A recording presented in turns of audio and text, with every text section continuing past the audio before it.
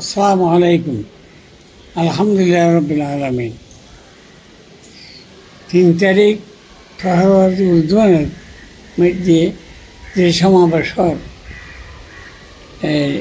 নারী নীতিমালা বাতিল সম্পর্কে আল্লাহ রসুল উপর পূর্ণ আস্থার বিশ্বাস পুনর্বহাল দাবিতে যে সমাবেশর এই সমাবেশে সমস্ত মুসলমান ভাইকে আমি অনুরোধ করতেছি সবাই সমাবেশে অংশগ্রহণ করিবেন। এটা ইমানি দায়িত্ব, সবার উপর ইমানি দায়িত্ব।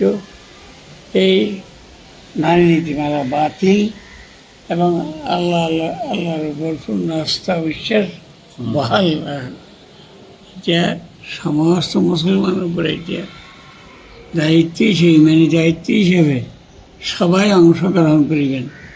এটা আমার অনুরোধ। আল্লাহ তাআলা সবাইকে তৌফিক দান করে।